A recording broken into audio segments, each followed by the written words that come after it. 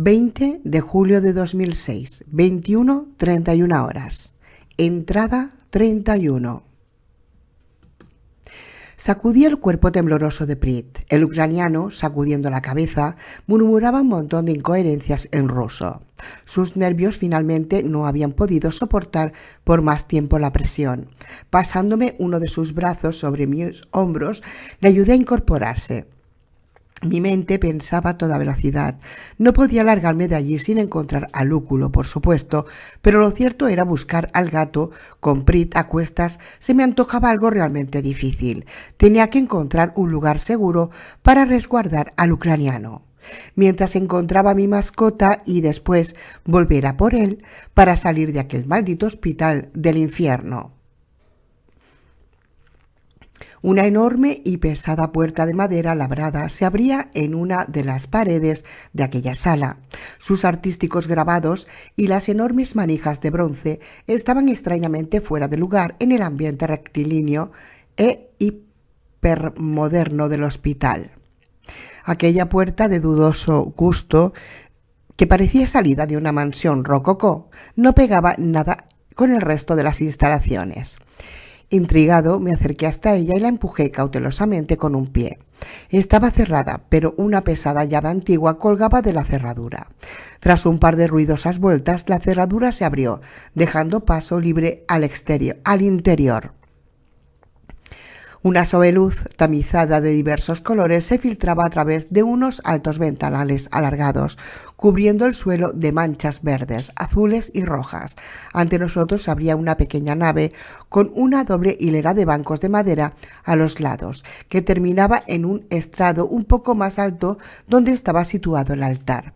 Sobre el mismo pendía, por unos gruesos cables de acero, colgaba una enorme cruz de madera oscura. Estábamos en la capilla del hospital. ¡Qué irónico! Extenuado, dejé a caer a Prit en uno de los bancos. Tras descansar unos segundos, recorrí toda la pequeña capilla, prestando atención a los rincones más oscuros para asegurarme de que no teníamos compañía. Pasé un rato especialmente malo cuando me vi obligado a abrir de una patada un confesionario. La imagen de un sacerdote no muerto saliendo de allí me paralizaba de asco y de terror, pero finalmente pude respirar aliviado. No había nada allí dentro, ni tampoco en la pequeña sacristía adjunta. De un armarito pegado a la pared saqué lo que parecían ser un par de estolas de celebrar misa. Seguían perfectas. Las extendí sobre Pit, que había caído en un sueño profundo e intranquilo. El ucraniano, abrigado con aquellos ropajes, ofrecía un aspecto extraño. Lo sacudí por los hombros. Necesitaba 20 segundos de su atención. El ucraniano se desperezó, con la mirada perdida y vidriosa. Un temblor incontrolable aún le sacudía la mano izquierda. «Prit», le dije, «necesito que me escuches un momento. Tengo que dejarte solo durante un rato. Lúculo ha desaparecido y tengo que encontrarlo. ¿Me entiendes?», le pregunté. El ucraniano asintió, sin pronunciar una sola palabra. Parecía estar semicatatónico. Le arropé con las estolas y tras despejarle la frente le di de beber un trago de la cantimplora, deformada tras la caída por las escaleras. Me desprendí de ella y la dejé a su lado. Por mi parte tuve que sentarme durante unos buenos 20 minutos para controlar el temblor de mis piernas. Los 20 minutos se transformaron en casi una hora. Lo cierto era que cada vez que pensaba en levantarme y cruzar de nuevo aquella puerta, un pánico incontrolable me atornillaba al suelo con la fuerza de una prensa. Sabía que tenía que controlar el miedo. Si dejaba que el pánico prendiese en mí, estaría acabado y Prit conmigo. Valoré la posibilidad de abandonar a Lúculo a su suerte por unos instantes, pero deseché la idea con más rapidez por el tiempo que me llevaba a escribir esto. Lúculo no era solo mi mascota, ni mi fiel compañero desde hacía meses. No, mi gato era el último vínculo que me quedaba con mi vida anterior. Si lo perdía, algo dentro de mí se perdería para siempre, y la memoria de la vida que llevaba antes se perdería como arena en el viento.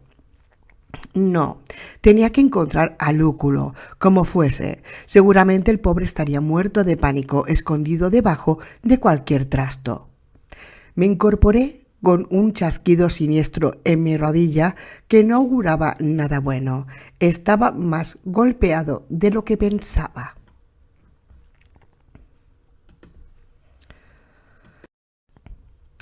«26 de julio de 2006, 11:46 horas. Entrada 102. Tan solo me llevaría el arpón, con los 2 virotes que me quedaban y la pistola, que aún tenía 7 proyectiles, además de la linterna. Víctor tendría que arreglársela sin ella, aunque en la capilla había claridad suficiente como para que pudiese ver sin necesidad de iluminación artificial. Dejé a Prit sumido en su sueño intranquilo y me aventuré de nuevo en la amplia sala a oscuras. Cerré a mis espaldas la pesada puerta de la capilla. Puede que aquellas enormes hojas de roble fuesen las puertas más sólidas y resistentes que se podían encontrar en todo el hospital. El sitio más seguro, con toda certeza, para dejar a Prit reposando unos minutos. Con la enorme llave en la mano dudé por unos instantes. Finalmente me encogí de hombros y tras darle un par de vueltas en la cerradura, me la colgué al cuello. Lo más probable, pensé, es que esté de vuelta en unos minutos. Entre la enorme cantidad de material médico que había desparramado por todas partes, había encontrado una caja llena de guantes de látex. Tras enfundarme un par, saqué el virote clavado en la cabeza del enfermero. El acero salió con un sonido viscoso, cubierto de trozos de materia gris de un color rojo muy oscuro. Conteniendo las arcadas, lo limpié como pude en la ropa del cadáver y lo enfundé de nuevo en el carcaj que llevaba adosado a la pierna derecha. No tenía ni la más remota idea de dónde podía estar Lúculo. Supuse que, terriblemente asustado por la refriega, habría buscado un rincón tranquilo donde guarecerse por un momento. En casa, cada vez que se desencadenaba una tormenta, solía atrincherarse en el armario de las sábanas hasta que pasaba lo peor. Desalentado, caí en la cuenta de que encontrar a mi gato en un espacio tan vasto como aquel hospital, a oscuras y con millones de recovecos desconocidos, podía ser una misión desesperada, sobre todo si lo que buscaba era un gato asustado que no tenía ganas de ser encontrado. De todas formas, tenía que intentarlo. Sé que suena como una locura y que tan solo era un gato, pero me sentía con la obligación moral de encontrarlo. Además, perder a Lúculo me partiría el corazón, después de todo lo que pasamos juntos. Cualquiera que tenga un animal de compañía entendería perfectamente lo que digo. Por supuesto. Susurrando su nombre, continué por la sala hasta encontrar otras escaleras que arrancaban muy empinadas hacia abajo, perdiéndose en medio de la negrura más profunda. Sentí una sensación rara en mis pies. Enfoqué la luz hacia el suelo. Un enorme charco de agua cubría toda aquella esquina y se derramaba escaleras abajo, produciendo un goteo constante que provocaba 1000 ecos en la oscuridad. Un par de gotas me cayeron sobre la cabeza, sobresaltándome. Levanté la mirada hacia el techo. Sobre mi cabeza, a considerable altura, unos 7 u 8 pisos más arriba, se abría un enorme lucenario que primitivamente tenía como función llenar de luz toda aquella escalera. Estaba en una de las escaleras de servicio que comunicaban todas las plantas y a través del enorme lucernario hecho pedazos se filtraba litros de agua de lluvia que se escurrían escaleras abajo, empapándolo todo. Volví a notar la ráfaga de viento azotando mi cara. Descorazonado, comprendí que aquella ventolera bajaba por el hueco de la escalera desde la destrozada claraboya del techo. No había salida por allí. En realidad, empezaba a desesperar de encontrar alguna salida. Un suave gemido, débil pero inconfundible, me sacó de esos amargos pensamientos. Con todos mis nervios en tensión, presté la máxima atención. Sí, ahí estaba de nuevo. Era algo como el gemido de un niño o el maullillo de un gato, me dije a mí mismo, que parecía provenir de la parte inferior de las escaleras, cubiertas de sombras. Maldije por lo bajo. De todos los posibles sitios que no me apetecía visitar en aquel hospital del infierno, su sótano era lo que me ocupaba el número 1 de la lista. Y sin embargo, Lúculo, por algún motivo que se me escapaba, parecía haber decidido refugiarse allí. No quedaba otra. Armándome de valor, comencé a descender las escaleras. El rellano situado al pie de las escaleras se había transformado en una enorme piscina. Desde uno de los últimos escalones, en seco, contemplaba desolado el reflejo de la luz de la linterna sobre el agua oscura que se perdía en la oscuridad al fondo del pasillo. Toda el agua de lluvia que ha entrado por el lucernario roto a lo largo de los últimos meses parece haberse acumulado aquí abajo. Sobrenadando el agua, flotan manchas irisadas de aceite y algunas cajas vacías aquí y allá. Me dije que era imposible que Lúculo hubiese pasado por allí, dejando a un lado el odio visceral que le tienen los gatos al agua. Estaba convencido además de que mi Lúculo jamás se hubiese dignado a meter ni un pelo de sus aristocráticas patas en una charca oscura y húmeda como aquella. No, ni de coña. Cuando comenzaba a darme la vuelta para subir las escaleras, un gemido similar al que había oído un rato antes hizo que me paralizase por completo. Lo que en la parte superior de las escaleras había sido un sonido vago, ahora se podía oír con completa claridad. Era un maullido de gato, de mi gato, de Lúculo. Estaba completamente seguro.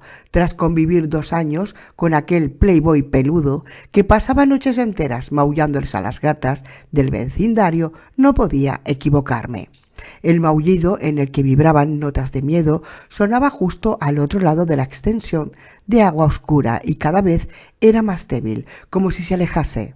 Sin tiempo para pensar cómo era posible que Lúculo estuviese al otro lado de aquel pequeño lago, descendí los escalones que faltaban hasta llegar al nivel del suelo.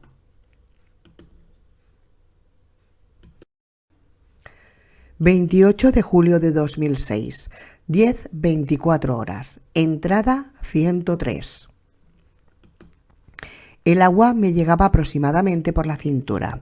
Una parte de mi cerebro era vagamente consciente de que era imposible que un gato pasase por sus propios medios por allí, así que algo o alguien tenía que estar arrastrando a Lúculo. Sin embargo, la otra parte de mi cerebro prefería hacer oídos sordos a ese razonamiento. O el miedo me hubiese hecho dar media vuelta de inmediato. Aquello era una pesadilla que iba de mal en peor. Chapoteando ruidosamente, crucé como pude todo un largo pasillo de aquel sótano inundado. Toneladas de material arruinado por el agua se acumulaban hasta más allá de donde me alcanzaba la vista. Pasé al lado de un plástico negro que me llamó la atención. Estaba flotando en el agua, como uno más de aquella enorme cantidad de despojos. Lo enganché con la punta del arpón para poder alumbrarlo con comodidad. En cuanto descubrí lo que era, me aparté inconscientemente, con un estremecimiento de miedo y asco. Era una bolsa para cadáveres. Respiré profundamente, tratando de encontrar y de controlar mi miedo. Aquella bolsa estaba vacía, de acuerdo, pero parecía estar aún sin estrenar. Sin embargo, su presencia allí abajo no era nada bueno. Aquello solo podía significar que estaba peligrosamente cerca de la morgue, y dada la peculiar naturaleza de mis depredadores, no era precisamente el mejor sitio para estar rondando a oscuras. El sonido de una puerta metálica que se cerraba con violencia resonó como un cañonazo en el sótano, despertando 1.000.000 de ecos. Aferré con manos sudorosas el arpón, mientras pensaba lo estupendo que sería poder atar de alguna manera la linterna a la punta del mismo. Con un rollo de esparadrapo podría haberlo hecho perfectamente, pero el único rollo que tenía me lo había dejado en la mochila junto a Prit, en la capilla. Maldije por lo bajo mi improvisación. Aquello me restaba movilidad, ya que con una mano tenía que alumbrar y con la otra hacer fuego. El arpón no suponía ningún problema. De hecho, la mayor parte de las veces, bajo el agua, se utilizaba así, a una mano. Pero con la pistola era una historia completamente diferente. El potente retroceso de aquel arma necesitaba de las dos manos para poder apuntar con un mínimo de fiabilidad. No tendría ninguna gracia tener la boca hambrienta de un no muerto a menos de 3 metros de mí y abrir un bonito agujero en el techo al tratar de cargármelo. Un escalón oculto bajo el agua casi me hizo caer de bruces. Tuve que apoyarme en la pared para mantener el equilibrio y por un segundo la linterna osciló locamente en todas direcciones, arrancando destellos tornasolados del aceite que flotaba en el agua. Un penetrante aroma a gasoil impregnaba el ambiente, casi hasta la saturación. El escalón era el inicio de un pequeño tramo de escaleras. A partir de aquel punto el nivel del suelo se elevaba y el agua tan solo cubría hasta los tobillos. Chapoteando a lo largo de aquel pasillo, recorrí los últimos metros hasta llegar a una sala completamente seca, al fondo de la cual había una pesada puerta de acero. Me detuve, sorprendido ante aquel obstáculo. La puerta no presentaba ninguna manilla ni de pomo, tan solo el oscuro ojo de una cerradura, encastrada en un simple protector sin tornillos. Me observaba, burlón. Descargué una patada llena de ira contra la puerta. Sin la llave no pasaría ni un metro más allá. Desolado agaché la cabeza, mascullando una sarta de imprecaciones en voz alta. O dicho de otra manera, empecé a cagarme en todo el santoral mientras la emprendía a golpes con la puerta. Mi explosión de furia se detuvo de golpe al detener mi mirada en unas huellas húmedas que brillaban junto a la puerta. Había dos tipos de pisadas, unas de un 42 aproximadamente, que eran con toda la seguridad mías y otras, muchos más pequeñas, con el inconfundible dibujo del calzado deportivo. Las huellas pequeñas llegaban hasta la puerta y repentinamente giraban hacia la izquierda. 2 de agosto de 2006, 19:55 horas, entrada 104. Alumbrándome con el foco de la linterna, comencé a seguir aquellas extrañas pisadas, con el arpón en ristre, preparado para cubrir mi retirada si encontraba a la bestia que las había provocado. Las huellas doblaban una pequeña esquina, justo detrás de lo que parecía ser un cuarto de mantenimiento y se perdían al fondo de un corredor. Con ríos de adrenalina bombeando en mis venas, me adentré en la oscuridad. Notaba gotas de sudor resbalándome por las sienes. Mi boca estaba seca, como un desierto, la lengua pegada al paladar. El foco de luz barría sistemáticamente las pisadas del suelo, cada vez más tenues. Me estaba acercando. De repente un par de brillantes zapatillas rojas quedaron iluminadas por la linterna. Lentamente fui subiendo el halo de luz, unos vaqueros sucios y desgastados, un ligero jersey de lana, una chica joven, poco más que un adolescente. Una cara con unos inmensos ojos verdes enmarcados en un óvalo perfecto, una expresión asustada pero decidida, una piel brillante, tersa, una piel viva, un ser vivo. La impresión me dejó sin habla. Parpadeé un par de veces para asegurarme de que no estaba sufriendo una ilusión óptica. No, aquella chica era real. Estaba allí, delante de mí. Si estiraba el brazo casi podía tocar su cara. Podía oír su respiración mezclándose con la mía. Una gigantesca sensación de alivio recorrió todo mi cuerpo. Sentí unas ganas irrefrenables de gritar de gozo. Sin embargo, me contuve. El negro cañón del fusil que me apuntaba al pecho me invitaba a ser cauto con mis expresiones de alborozo.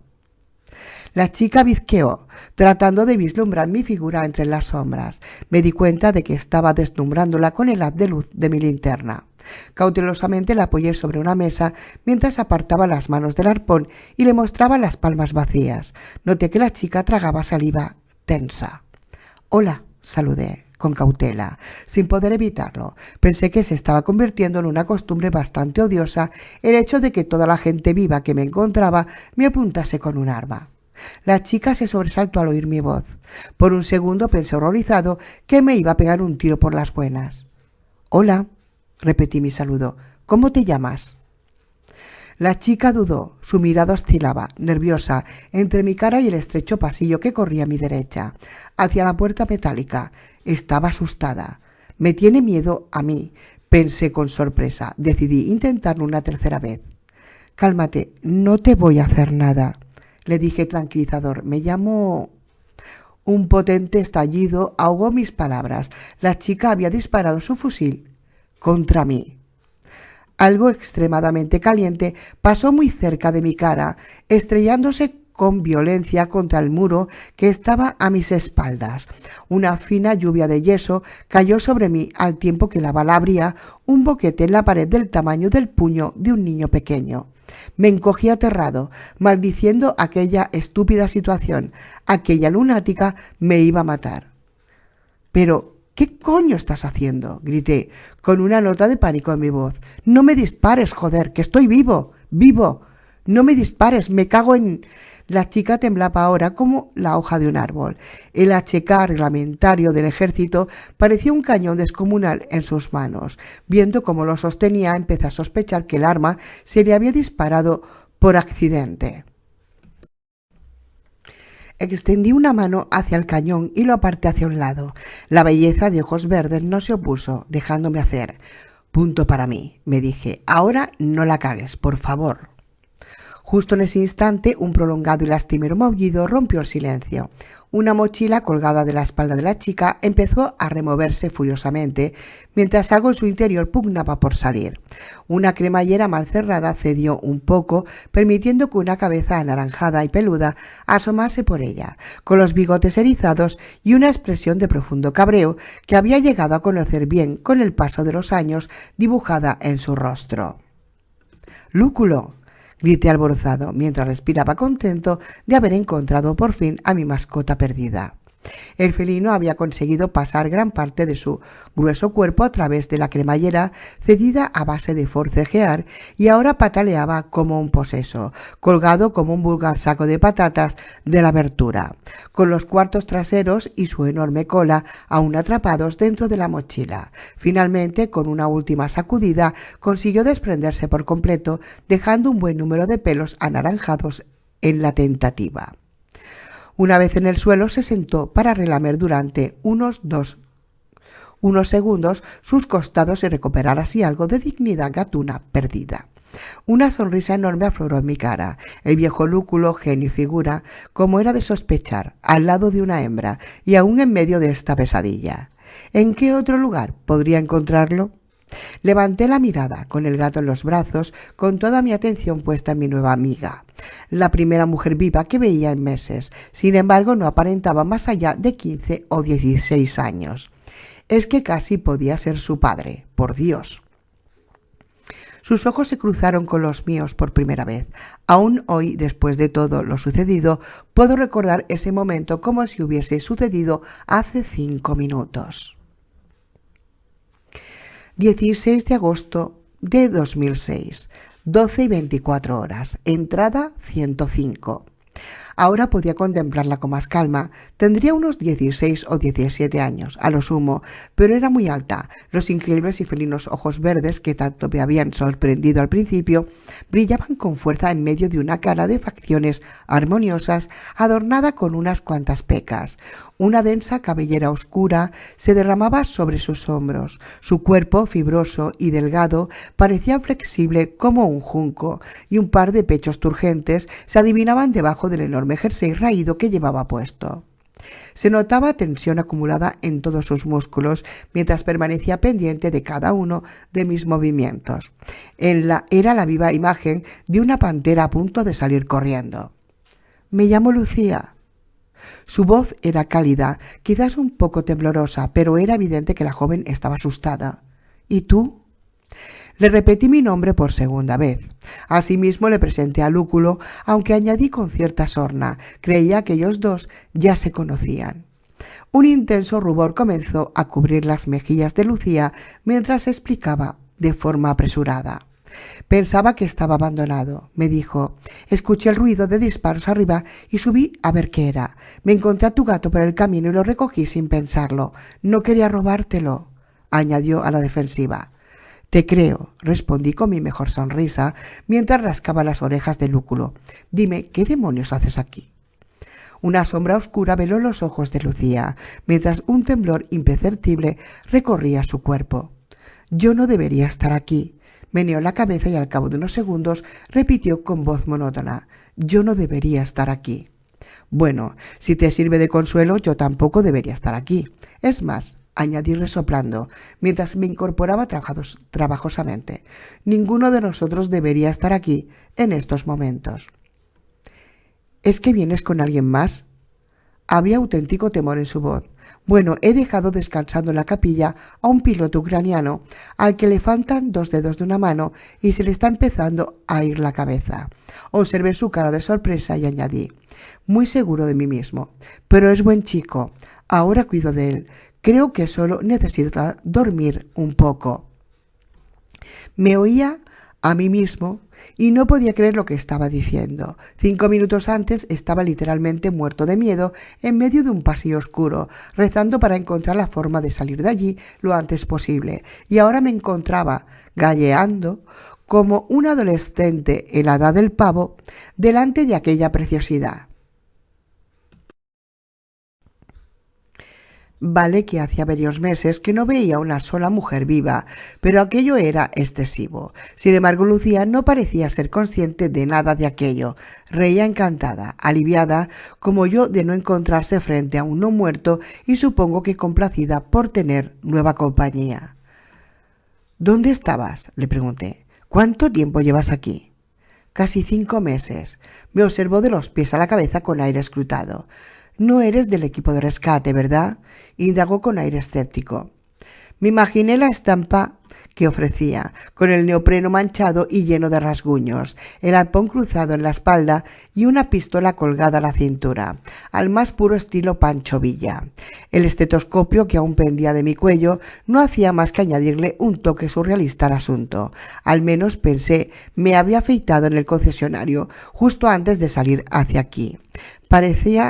Parecería un vagabundo loco y lleno de hematomas, de acuerdo, pero por lo menos recién rasurado. Carraspeé, incómodo ante aquel examen tan profundo. Le pregunté a qué equipos de rescate se refería. Pues a los equipos de rescate del ejército, por supuesto. Respondió como preguntándose si estaba bien de la cabeza. Tarde o temprano tendrán que formar grupos desde los puntos seguros para rescatar a la gente que nos hemos quedado fuera. Sor María dice que no pueden tardar en llegar. Meneé la cabeza, apesadumbrado. 5 meses ahí encerrada, aislada del mundo exterior. No sabía nada, nada. No va a venir nadie, mascullé. Ni hay ya ningún punto seguro. Todo se ha ido al carajo, continué. De hecho, eres una de las primeras supervivientes que me cruzo desde hace 5 meses. Lucía me observó estupefacta. De hecho, creo que si le hubiese dicho que teníamos niño asado frío para cenar, no habría puesto una expresión tan horrorizada. ¿Qué dices?, se retorció las manos nerviosamente. Eso es imposible. Parecía hablar más para ella misma que para mí. Tiene que venir alguien. Tiene que haber alguna autoridad a cargo de la situación. Claro que no, le respondí. Llevo unas cuantas semanas dando vueltas por toda esta zona y no me he cruzado más que con un puñado de supervivientes. Encendí un cigarrillo. Y ni siquiera eran muy buena gente. Los puntos seguros son un cementerio. La falta de comida y las enfermedades debilitaron a todos los refugiados. Después, añadí, observando cómo le cambiaba el color de la cara al escuchar mis palabras. Esos seres arrollaron las defensas y acabaron con todo el mundo. A Lucía le fallaron las piernas. Apoyando la espalda en la pared, se dejó resbalar hasta el suelo, con la mirada perdida, demasiado impresionada por la noticia. «No queda nadie», murmuraba incrédula. «Nadie. ¿Qué va a ser de nosotras?» «¿Nosotras?», le miré perplejo. «¿Estás con alguien más?». Por toda respuesta sintió con la cabeza, mientras unos enormes lagrimones afloraban en sus ojos. Con un gesto de la cabeza me señaló la puerta metálica sin pomo que había estado pateando unos minutos antes. Le ayudé a incorporarse. El tacto de su mano era suave. Por un breve instante pude percibir una varada de su aroma. No llevaba perfume. Era un olor suave, cálido, humano, con un punto picante, femenino. Olía a mujer. 6 meses de abstinencia habían desarrollado mi sensibilidad hasta ese extremo. Lucía me miró a la cara. Por un momento creí ahogarme en aquellos enormes lagos verdes que tenía por ojos. Me zumbaba la cabeza, me mareaba. Unos arañazos de lúculo, tratando de llamar mi atención, me devolvieron a la realidad. Mi gato se empeñaba en trepar por mi pernera, molesto por la escasa atención que le dedicábamos.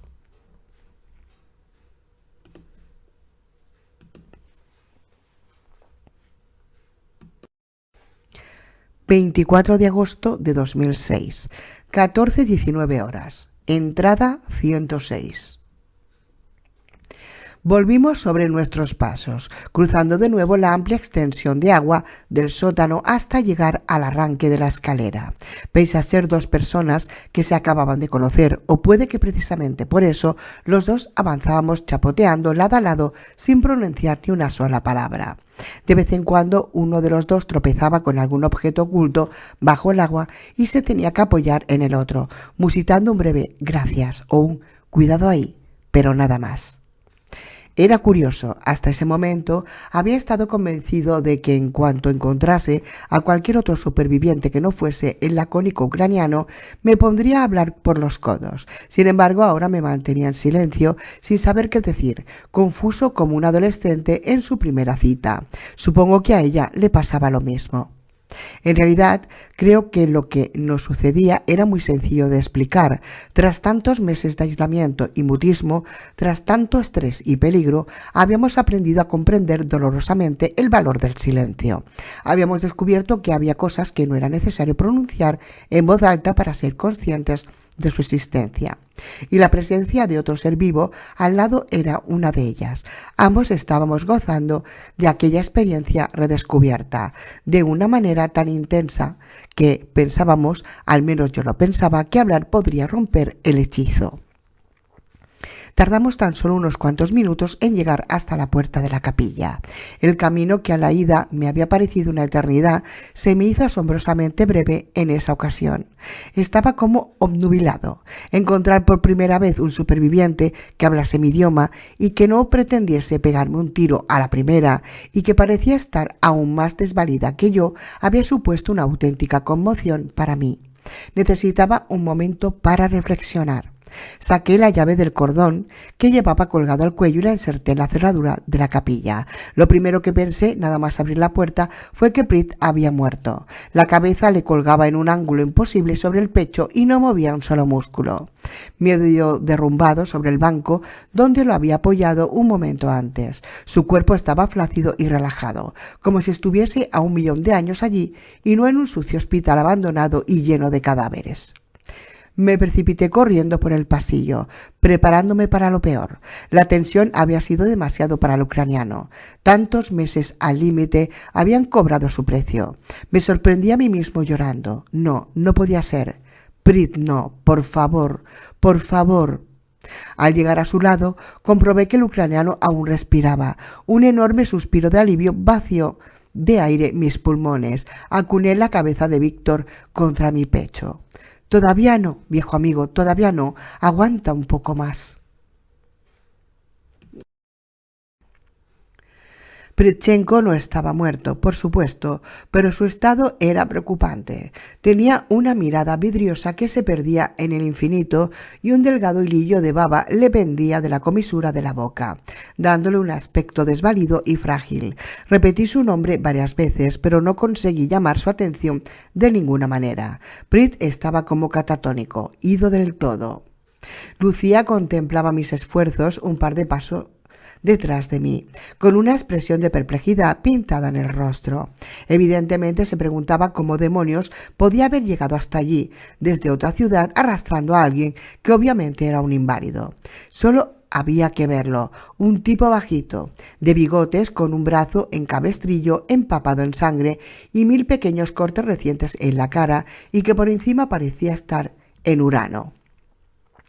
Noté que su mirada indagadora clavada en la espalda. Me sentí furioso. ¿Cómo demonios podía explicarle todo lo que había pasado Prit hasta llegar allí? ¿Cómo explicarle los inmensos horrores que habíamos arrastrado hasta llegar a ese cuarto miserable y abandonado? En ese momento me alegré profundamente de estar escribiendo este diario desde antes del principio de todo. Sé que es la única manera de que, si sobrevivo a esto, el día de mañana pueda recordar todo lo que pasó y convencerme de que no fue una pesadilla. Lucía cogió a Prit por debajo de uno de sus brazos y le ayudó a incorporarse, mientras le hablaba con suavidad.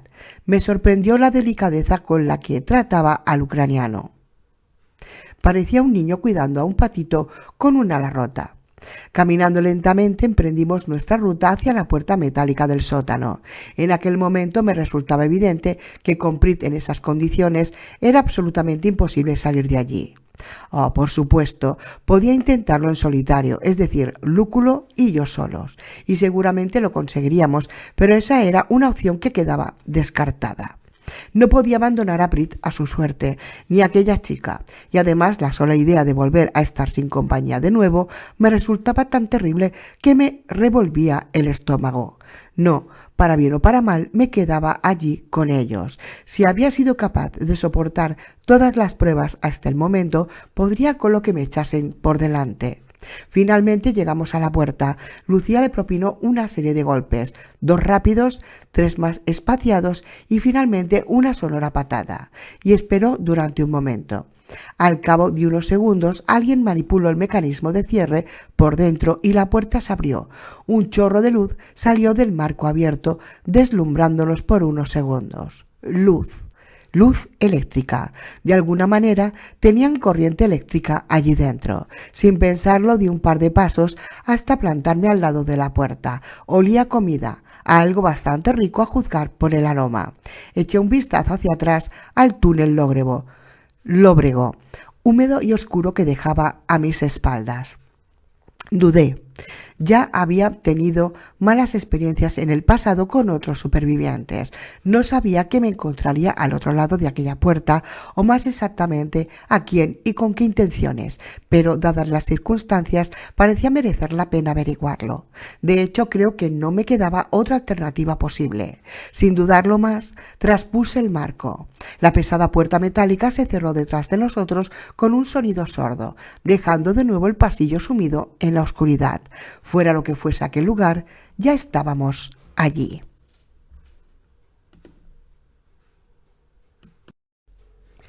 8 de octubre de 2006, 19:29 horas. Entrada 107. 2 meses. Es increíble cómo pasa el tiempo. Hacía 2 meses que no me animaba a retomar este diario.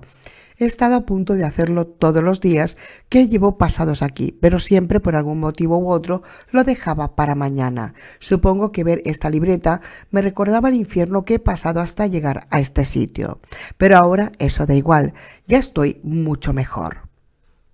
Han sido 2 meses mágicos que me han permitido recuperar mi equilibrio mental y alejarme un poco de la fiera acosada en la que me estaba convirtiendo. 2 meses que me han permitido recordar que soy un ser humano y no un simple trozo de carne que lucha por sobrevivir. La recuperación no ha sido solo mental, sino que también ha sido física. El descanso, la buena alimentación y sobre todo los atentos cuidados de mis nuevas compañeras me han permitido volver a disfrutar de la forma física que tenía antes de que el infierno se desatase. Sin embargo, no todo se ha curado. En mi interior ha crecido una veta dura y amarga, como la de un veterano de guerra. Mi escala de valores y la importancia relativa que le daba a ciertas cosas han cambiado. Yo he cambiado. No sé de qué me sorprendo. El jodido mundo entero ha cambiado, al fin y al cabo. Ahora somos un grupo de 4 personas. Aparte de Lúculo, por supuesto, a Prit y a mí, se nos han sumado Lucía y la hermana Sor Cecilia. Ver para creer, una jodida monja en medio de esta locura. Mientras escribo esto, las estoy viendo de espalda, afanadas en el trajín de un horno. Es genial comer caliente todos los días. El refugio es fantástico. Tras la puerta metálica del piso superior arranca un corto tramo de escaleras que lleva a donde nos encontramos en estos momentos, un subsector del sótano del hospital que está completamente aislado del resto. En esta zona del sótano están situadas las enormes cocinas del complejo hospitalario, desde donde salían a diario las miles y miles de comidas destinadas al personal y los pacientes del mismo. Tan solo hay 3 accesos posibles. Está el montacargas, que lleva a la sala de distribución de la planta superior, el tramo de escaleras general que conecta con el resto del hospital y la pequeña escalera de emergencia por donde entramos nosotros. El montacargas está inutilizado en nuestra planta mediante algún tipo de hierro que sujeta las puertas abiertas, y las escaleras generales son impracticables al estar cortadas en la planta inmediatamente superior por unas gruesas puertas cerradas con cadenas. Así pues, el único acceso posible a este sótano es a través de las escaleras de emergencia por donde habíamos accedido, una única entrada y salida guarnecida por una puerta antiincendios. Más seguro, imposible. Pero lo mejor no es eso. Para nuestro alivio, los generadores de emergencia del hospital siguen funcionando y suministrando corriente eléctrica a ese sector. Ello implica que los gigantescos congeladores de la cocina, repleto de víveres como para alimentar un ejército, continúan operativos. Como quiera que tan solo somos 4 personas y un gato que come por 2, calculo que tendríamos suficiente comida congelada para los próximos 2 años. El hospital dispone de sus propios suministros de agua. Hace años, cuando estaban excavando los cimientos del edificio, dieron con una enorme capa freática que paralizó las obras en un tiempo, por lo que eso tampoco es un problema. Lo único que nos puede preocupar es que los generadores fallen o que se acabe el combustible que los alimenta. No sabemos exactamente dónde están situados, ni tampoco dónde se encuentra el cuadro eléctrico, aunque procuramos racionalizar el consumo energético al máximo. Las reservas de diésel que alimentan a los generadores no son infinitas. Es una situación que tendremos que afrontar tarde o temprano. Sor Cecilia María, aunque ella prefiere que le llamemos hermana a secas, es un ser excepcional. Es una mujer bajita, vivaracha y recordeta, con un brillo inteligente en su mirada. Tiene unos 50 y tantos años y es de un pueblecito perdido de Ávila. Se ha pasado los últimos 15 años como misionera en Kenia, trabajando en un hospital que su orden tiene a unos 200 kilómetros de Nairobi. El torbellino de la pandemia le cogió en el aeropuerto de Vigo cuando venía a dar una serie de charlas en varios colegios de religiosas de la provincia. En un primer momento estuvo alojada en un atestado hotel de la ciudad, esperando a que las cosas se tranquilizasen. Cuando evidentemente la situación ya estaba fuera de control, esta mujer enérgica se negó a seguir adoptando un papel pasivo de mera refugiada. Se enteró de que el hospital Meixoxeiro seguía funcionando y atendiendo a cientos de personas, aunque padecía, sin embargo, una dramática escasez de personal médico, la mayoría huidos o muertos a estas alturas. Así que, sin dudarlo un momento, se plantó en la puerta para ofrecer sus servicios como enfermera. Las semanas finales de la civilización las pasó sumergidas en una vorágine de trabajo agotador que le impedían tener apenas noticias del exterior. Mientras yo había estado cómodamente atrincherado en mi casa, la hermana había estado atendiendo innumerables heridos en el hospital, en un goteo constante y demoledor. Por lo visto, el Meixoxeiro fue el único centro médico que siguió operativo casi hasta el final. Así que innumerables ambulancias y vehículos particulares que conseguían abrirse paso en medio del caos depositaban en la puerta docenas y docenas de heridos. Según me ha contado Sor Cecilia, en la entrada de urgencias, un par de agotados médicos del ejército en uniforme de campaña hacían una primera selección de los heridos. Todos aquellos que presentasen mordiscos, arañazos o hubiesen tenido algún tipo de contacto con los infectados eran escoltados por un pelotón de soldados a otro centro médico especializado en las cercanías. No me he atrevido a decirle a esta piadosa mujer que nunca había existido ningún hospital especializado. O mucho me equivoco, o los desbordados militares habían aplicado a sus heridos sin esperanza su particular solución final. Posiblemente en cualquier descampado, en un radio de pocos kilómetros del hospital, ahora mismo cientos de cadáveres con una bala en la cabeza se estuviesen pudriendo lentamente en el fondo de una fosa común. Así de terrible había sido la situación. Sin embargo, aún sin contar con esa desdichada gente, aún había cientos de enfermos y heridos que la sobrecargada plantilla del hospital a duras penas podía acoger.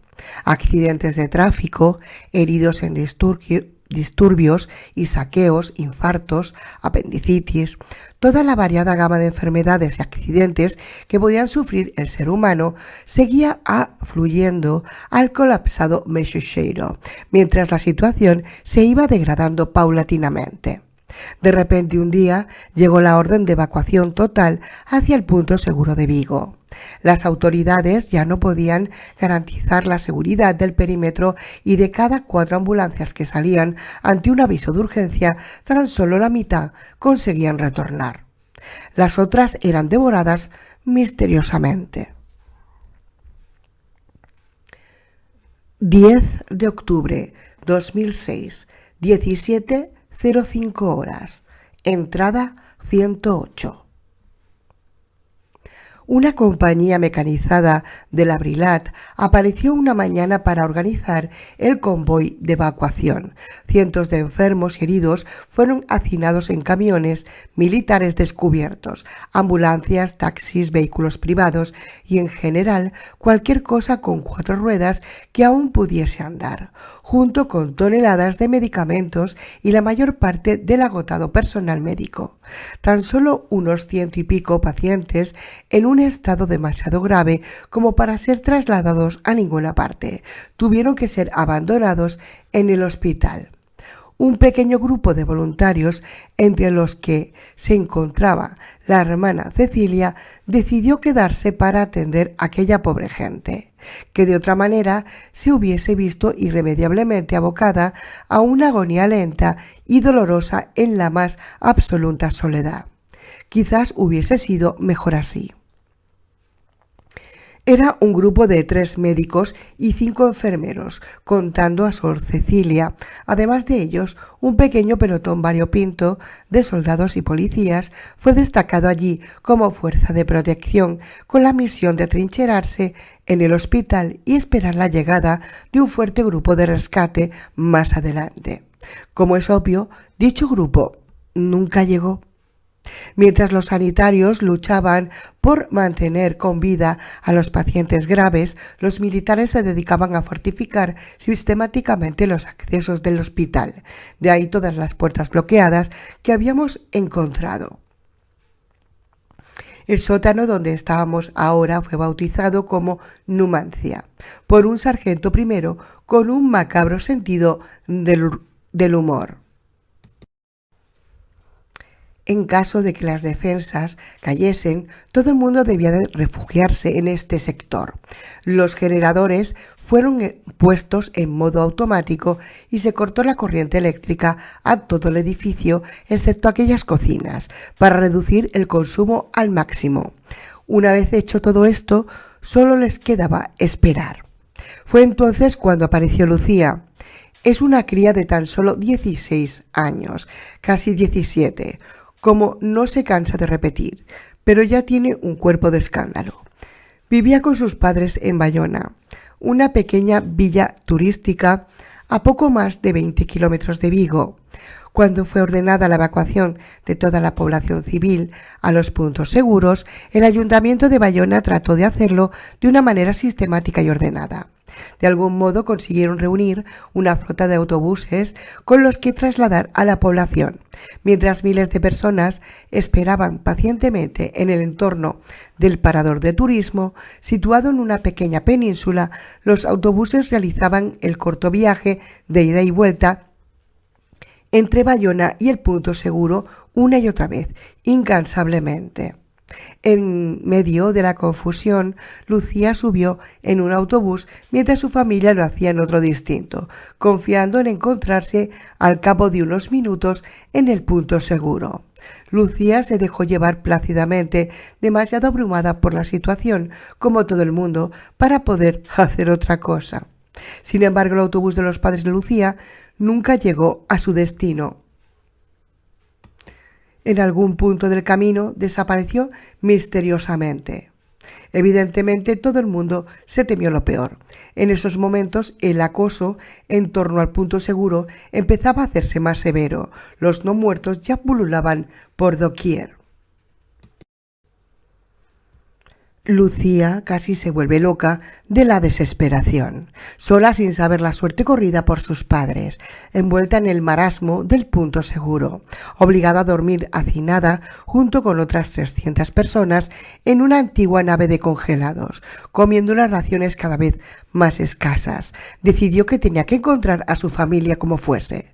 Con buen criterio pensó que si no estaban en el punto seguro, el único otro lugar donde se podrían hallar tenía que ser el Hospital Meixoeiro, donde un reducido grupo aún se mantenía trincherado. Así que cuando empezaron a reclutar voluntarios entre la población civil para formar parte de los grupos de exploración, fue una de las primeras en presentarse en la oficina de enganche.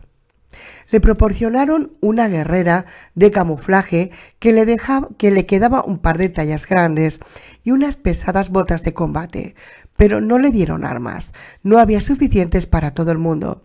La munición comenzaba a escasear y además, seguramente su aspecto frágil no le inspiraba demasiada confianza al oficial encargado. Su labor sería simplemente la de porteadora. En cuanto llegara a algún objetivo, normalmente una pequeña tienda o algún supermercado de barrio, un equipo montaba un perímetro de seguridad alrededor, mientras otro hacía una batida preventiva en el interior. Cuando estaba el sector asegurado, los porteadores, todos ellos civiles, tenían que cargar a toda prisa con kilos y kilos de alimentos no perecederos, arramblando a toda velocidad con cualquier producto útil que se cruzase en su camino. Lucía pasó 3 agotadoras semanas jugando con la muerte en cada salida. Vio morir al menos a media docena de miembros de su equipo y ella misma estuvo a punto de ser cazada en una ocasión por un no muerto, agazapado en un almacén. Sin embargo, continuaba saliendo día tras día, esperando su oportunidad. 15 de octubre de 2006, 16:26 horas. Entrada 109. Finalmente esta llegó. Aprovechando que el objetivo de aquel día estaba relativamente cercano al Meixoeiro, Lucía se escabulló de su grupo y emprendió a pie el camino hacia el hospital. Según ella, fueron las 48 horas más aterradoras de su vida. Por las noches se escondía en cualquier lugar elevado e inaccesible y con la primera luz del día reemprendía el camino, esquivando a los no muertos y viéndose obligada a pasar largos ratos, horas en ocasiones, oculta detrás de algo, esperando a que los depredadores que se cruzaran se desplazasen a otra parte. Cuando por fin llegó hasta el hospital, la sorpresa del pelotón de soldados que lo protegía fue en la mayúscula. Hacía semanas que no veía un solo ser vivo por la zona, aparte de los grupos errantes de no muertos que de vez en cuando se acercaban por allí. Así que la visión de aquella muchachita vestida de soldado y que llegaba andando en busca de sus padres les desconcertó profundamente. Evidentemente no había rastro de los padres de Lucía en el hospital, ni nadie tenía ninguna referencia de ellos. Aquello resultó demoledor para la valiente chica. De golpe fue consciente de que posiblemente se había quedado totalmente sola y sin saber muy bien qué hacer. Sin embargo, lo peor aún estaba por llegar. La presencia de una joven chica y guapa entre un grupo de jóvenes hombres, aislados y embrutecidos por la situación, solo podía desencadenar una tensión sexual cada vez mayor. Las riñas y las peleas entre aquellos hiperexcitados soldados iban cada vez a más. Finalmente, una noche, uno de los integrantes del grupo, totalmente bebido, intentó violarla. Afortunadamente, uno de los médicos detuvo al agresor de un certero golpe en la cabeza justo a tiempo, pero la situación empezaba a ser incontrolable. El teniente al mando del grupo ordenó que las mujeres del hospital, es decir, Lucía y Sor Cecilia, se mantuviesen permanentemente dentro de Numancia y no saliesen de allí bajo ningún concepto. De nada sirvieron las protestas de la monja ni de la indignación de Lucía.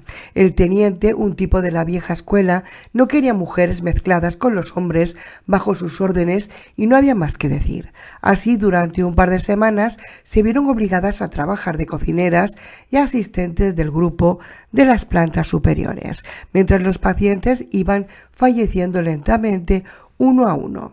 Bien por su extrema gravedad, bien por la falta de medicamentos especializados o bien porque en aquellas condiciones era imposible realizar cualquier tipo de intervención quirúrgica. Por lo demás, mientras tanto, los defensores simplemente se limitaban a esperar. No fue por mucho tiempo, tan solo un par de noches después de que perdiesen comunicación por radio con el punto seguro. Cientos de no muertos comenzaron a congregarse por la zona. En vez de tratar de pasar desapercibidos, el teniente al mando del pelotón, un cretino con la cabeza hueca y deseoso de gloria, ordenó abrir fuego a discreción. Pronto, el tableteo de las armas automáticas actuó como un imán sobre aquellos seres, congregando a una auténtica muchedumbre en el exterior. A la postre, los no muertos consiguieron entrar. Ni Sor Cecilia ni Lucía han sido capaces de explicarme cómo fue aquello, ni qué es lo que pasó exactamente, ya que ellas estaban atrincheradas en el sótano mientras se desarrollaba el drama un poco más arriba. Lo único que saben es que uno de los soldados, un chico muy joven y asustado, con un marcado acento andaluz, había asomado apresuradamente la cabeza de Numancia y les había aconsejado que cerrasen la puerta por dentro. Durante un par de horas se escucharon numerosas detonaciones e incluso alguna explosión. Los disparos, al principio en el exterior, pronto pasaron a sonar en los pasillos interiores del hospital, hasta que por fin cesaron por completo. Durante casi 2 horas, la monja y la adolescente aguardaron pacientemente a que alguien fuese a buscarlas para decirles que todo había acabado. Sin embargo, nadie apareció.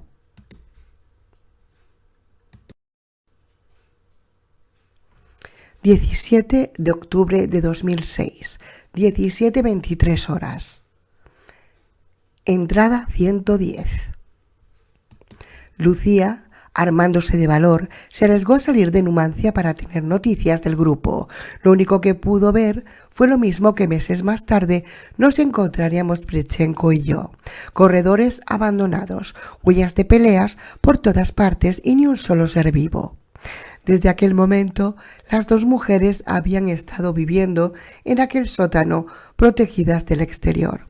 Allí no solo tenían luz, agua y alimentos, sino que además estaban a salvo de los no muertos. Pero lo más importante, sobre todo, era que tampoco tenían muy claro a dónde ir ni qué demonios hacer. Eran conscientes de que sus posibilidades en el exterior eran muy limitadas y que por sus propios medios no podrían llegar muy lejos. Así que habían concluido que la mejor opción era esperar a que llegasen las partidas de rescate. Pero sin embargo, los únicos que habían aparecido por allí eran dos supervivientes con un gato, cansados, heridos, famélicos y desorientados. El impacto que supuso nuestra llegada, junto con las noticias que traíamos del exterior, supuso una mezcla de horror y esperanza para ellas.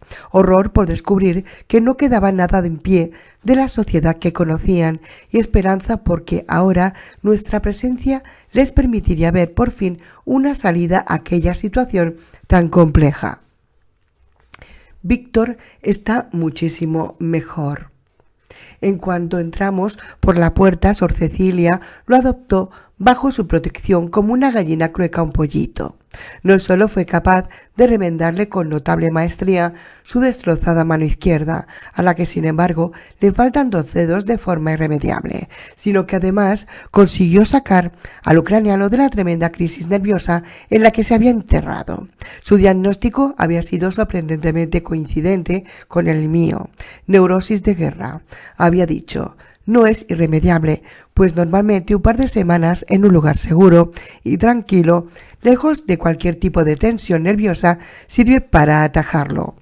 Pero hay ocasiones en las que el que la padece queda trastornado para siempre. Afortunadamente, este no había sido el caso de Víctor. Sus ganas de vivir son demasiado intensas como para que una simple crisis nerviosa lo deje aparcado en la cuneta. A lo largo de semanas he visto cómo poco a poco su estado de ánimo era cada vez más fuerte y positivo. A ello ha contribuido sin duda las enormes, largas conversaciones que a la luz de un par de lamparitas mantenía todas las noches con Sor Cecilia. La monja y el ucraniano han forjado una estrecha relación de amistad basada en la confianza. Como muchos eslavos, Pritchenko es fervorosamente creyente. Pese a que la hermana Cecilia es católica y él es ortodoxo, su presencia le ha servido de profundo consuelo. Supongo que a lo largo de esas interminables charlas habrá tratado de sacarle algún sentido a todo este infierno, alguna respuesta a la repentina pérdida de su mujer y sus hijos, alguna idea de por qué Dios ha desencadenado todo este cataclismo sobre la tierra. No sé si ha encontrado esas respuestas o no, pero por lo menos sé que su búsqueda ha supuesto un bálsamo para su alma perdida. Algo dentro de su corazón se ha roto para siempre, de eso no cabe duda, pero ahora al menos está aprendiendo a convivir con el dolor. No es poco. Yo por mi parte prefiero no pensar. El hecho incontestable es que a cada minuto que pasa no puedo dejar de preguntarme qué habrá sido de los míos. Joder, los echo de menos, de una manera tan intensa y desesperada como nunca pensé que podría añorar a nadie. Sé que lo más probable es que se hayan transformado en una de esas cosas, pero me niego a admitirlo. Tengo una pesadilla recurrente desde hace semanas. Estoy caminando por un pasillo oscuro con el rumor del agua del mar chapoteando al otro lado de una de las paredes, pero no huele a mar, sino a podredumbre. El pasillo está cubierto de restos de basura, casquillos de bala, y las paredes están manchadas con algo parecido a excrementos, aunque sé que es sangre reseca. De repente de una puerta salen mi hermana y mis padres, convertidos en esas cosas, avanzando hacia mí con ojos ciegos, buscando mi sangre. Aunque estoy armado en el sueño, no soy capaz de levantar el arma y entonces me despierto, con un malestar enorme y unas ganas inmensas de vomitar. Los que han muerto y se han convertido en una de esas cosas están en el infierno, sin duda, pero los supervivientes no vivimos mucho más lejos.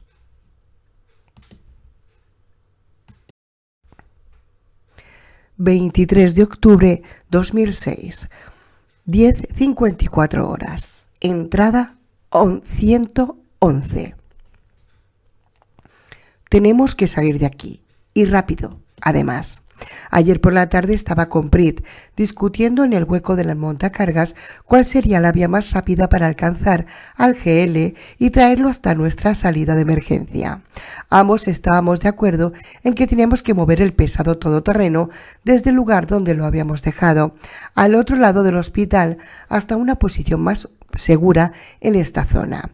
No se trataba tan solo de tenerlo más a mano por si surgía alguna emergencia, sino que además era imprescindible moverlo un poco de vez en cuando para evitar que se descargasen las baterías.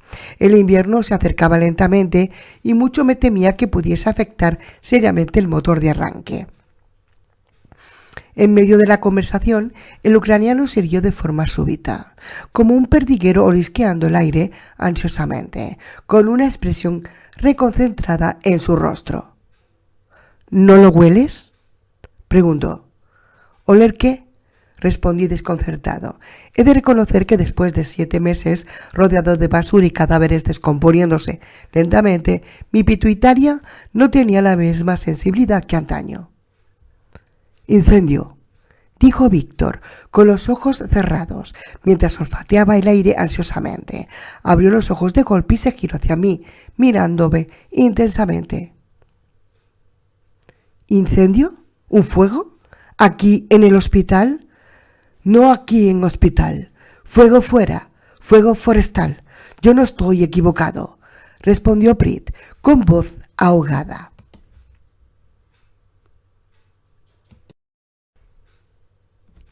No me cabía la menor duda de que el pequeño piloto tenía razón. Años de experiencia combatiendo fuegos forestales le había enseñado a percibir los rastros más tenues de un fuego, incluso aquellos que a un simple ciudadano le pasarían desapercibidos. Yo personalmente no olía nada, pero si el ucraniano decía que le olía a madera quemada, no había nada que discutir. La cuestión era cómo nos podía afectar eso a nosotros, dada nuestra situación. «Viene arrastrando por el viento. Viene aquí», continuó el ucraniano. «Deberíamos mirar». «Sí».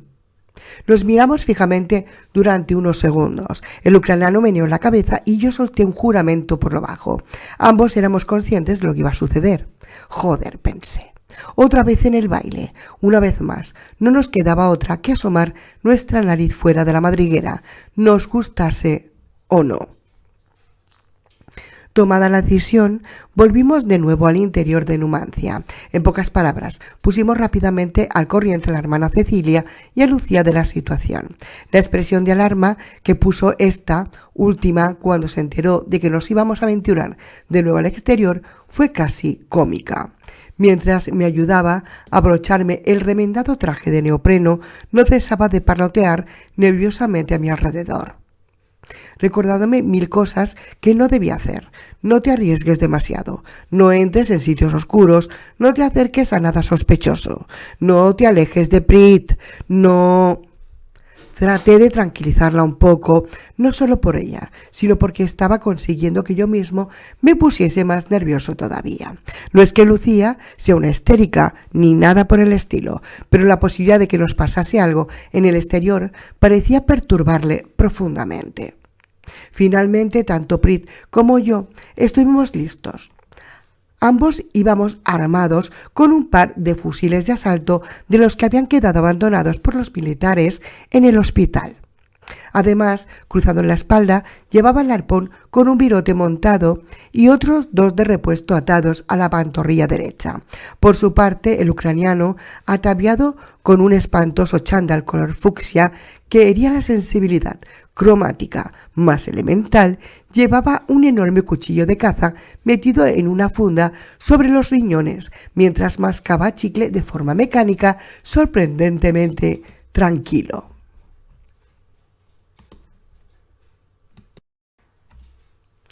«24 de octubre de 2006, 10:48 horas, entrada 112. Teníamos bastante claro que nuestra mejor vía de salida era a través del hueco del montacargas. No solo evitábamos tener que cruzar de nuevo medio hospital a oscuras, sino que además era el acceso más rápido al exterior. Una vez en el almacén de recepción de productos de la planta superior, simplemente tendríamos que abrir una ventana para tener una visión amplia de todo el valle que se extendía a los pies del hospital. Sin embargo, pronto descubrimos que trepar por el cable de un ascensor es algo bastante más difícil de lo que parece en las películas. No solo están completamente cubiertos de grasa, sino que además el ruido que montamos subiendo podría haber atraído una legión de esas cosas hacia nosotros. Sin embargo, las circunstancias, como pudimos comprobar, nos favorecieron al menos por un rato. Al llegar a la planta superior, Prit abrió la puerta del montacargas con extrema suavidad, preparado para arrojarse de nuevo al interior a la menor señal de peligro. Yo, por mi parte, trataba de mantener lo más tenso posible el cable para que en caso de problemas nos pudiésemos deslizar con rapidez hasta la planta baja. Deslizándose como una anguila, Víctor desapareció tras la puerta del piso superior. Durante unos 15 minutos interminables, segundos, no pude oír ni el más mínimo ruido. Cuando pensaba que mis nervios estaban a punto de estallar, el ucraniano apareció de nuevo tras la puerta y me hizo una seña para indicarme que el camino estaba libre. Curiosamente libre, debo añadir.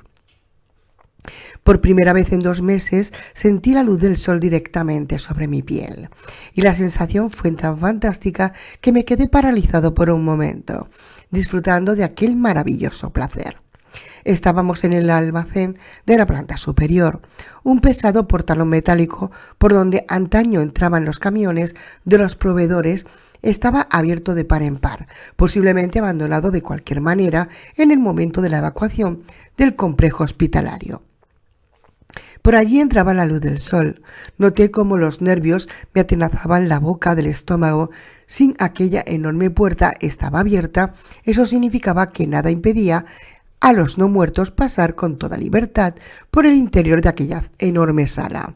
Pero sin embargo no había ni rastro de ellos, ni el más mínimo. Cautelosamente, Prit y yo nos asomamos la cabeza al exterior.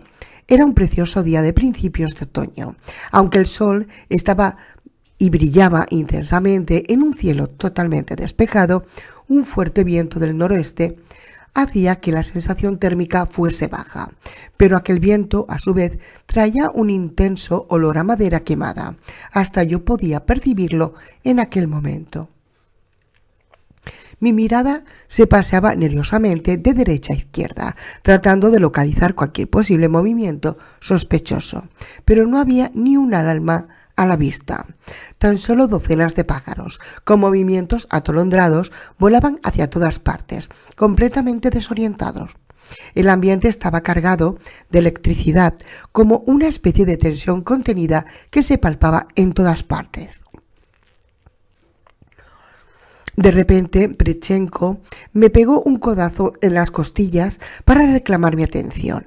Seguí con la mirada la dirección que me indicaba silenciosamente con su dedo.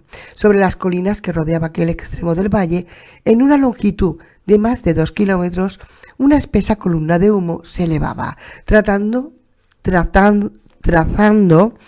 enormes espirales negras que se agitaban con furia. Un maligno resplandor anaranjado teñía el horizonte, dándole un toque siniestro e irreal a toda aquella escena.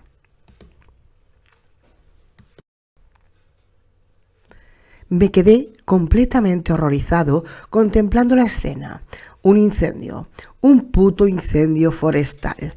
Me parecía recordar vagamente que un par de días antes una fuerte tormenta seca, gran cantidad de aparato eléctrico, pero sin precipitaciones, había caído por la zona. Puede que aquel incendio lo hubiese provocado un rayo de aquella tormenta, o una bombona de butano abandonada al sol durante meses, o cualquier otra condenada cosa que en aquel momento no era capaz de imaginar. ¿Quién sabe? Lo único cierto era que aquel incendio, sin que nadie le hiciese frente, estaba cobrando unas dimensiones pavorosas, arrasando todo lo que se encontraba a su paso. De repente, como si alguien hubiese leído mis pensamientos, una potente explosión sacudió de golpe la atmósfera, al tiempo que una enorme bola de fuego anaranjada se elevaba sobre el horizonte. El fuego acababa de devorar un vehículo, puede que más de uno a la vez, dada la magnitud de la explosión. Aquello se estaba transformando en un monstruo. Ese pensamiento me hizo recordar de golpe la extraña ausencia de no muertos por las inmediaciones. Puede que su primitivo raciocinio, si es que se pueden llamar así a su comportamiento, les hubiesen dictado la orden de escapar a toda velocidad de las llamas. No me extrañaría nada. Al fin y al cabo, esos seres parecen actuar impulsados por sus instintos más primarios, como las bestias. Y uno de los impulsos más elementales en la naturaleza es el de la autoconservación. De alguna manera que no alcanzo a comprender, los no muertos habían percibido el peligro y simplemente se habían alejado de él, hacia otras zonas más seguras.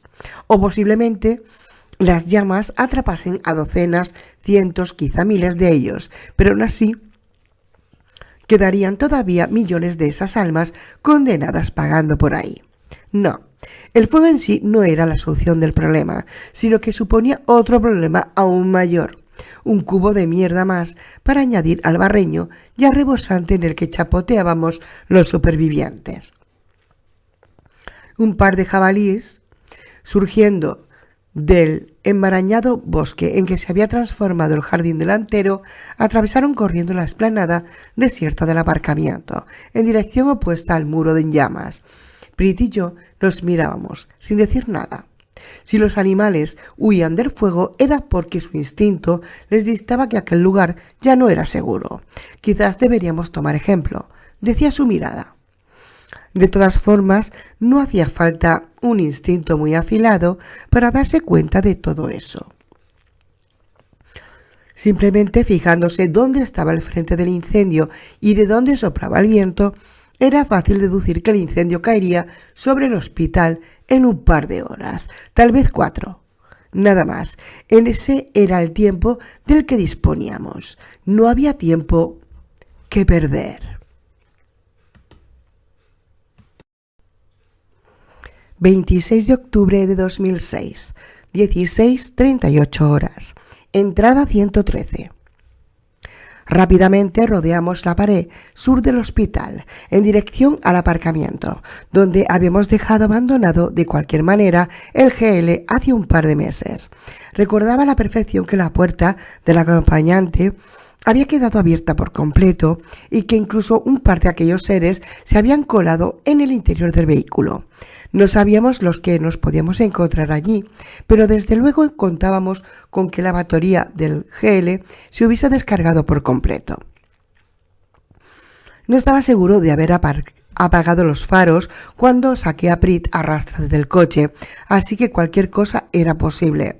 Por si acaso, en el fondo de la mochila que llevaba colgada a la espalda reposaba una reluciente batería de repuesto, botín del almacén de repuestos de las ambulancias. Mientras trajinábamos con las baterías, cambiando la vieja por la nueva, no pude evitar una poderosa sensación de déjà vu. Era exactamente la misma situación que habíamos vivido meses atrás, cuando desembarcábamos en el puerto de Vigo, solo que ahora ya no íbamos tan a ciegas como antes. Bueno, y tampoco teníamos un montón de pakistaníes armados dando vueltas a nuestro alrededor. Suponía una diferencia apreciable. Me pregunté vagamente qué habría sido de la tripulación del Saren Kibis. Por lo que a mí me respecta, esperaba que estuviesen ardiendo en el infierno. Con un par de hípidos, el motor se puso en marcha tras apenas una breve vacilación. Mientras tanto, las primeras llamas ya empezaban a despuntar sobre las colinas cercanas al hospital.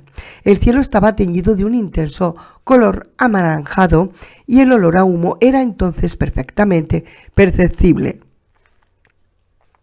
El viento parecía haber aumentado su intensidad y la temperatura había aumentado al menos un par de grados centígrados. Aquello se ponía feo por minutos. Con un crujido seco, el GL se detuvo sobre la capa de grava que había a la entrada del túnel de acceso al almacén de servicio. Mientras Prit aguardaba en el todoterreno con el motor en marcha, yo me precipité como un obús por el hueco del ascensor, descolgándome por el cable engrasado hasta llegar sin aliento a la planta baja. Sor Cecilia y Lucía me esperaban junto a la cabina del elevador, con una expresión inquieta en sus rostros. Me di cuenta de que el olor a quemado ya era ahora notoriamente sensible en el sótano. No sé si fue mi imaginación acelerada o las prisas del momento, pero hasta me parecía ver volutas de humo circulando a contraluz frente a las lámparas de magnesio. Les puse al corriente de la situación de forma apresurada. Un enorme incendio se acercaba al hospital. No había manera de detenerlo. Un poco más de una hora estaría encima de nosotros y arrasaría aquel lugar hasta los cimientos.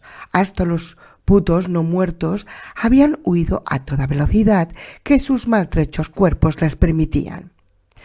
Había que salir de allí ya, o seríamos carbonilla ennegrecida en poco rato.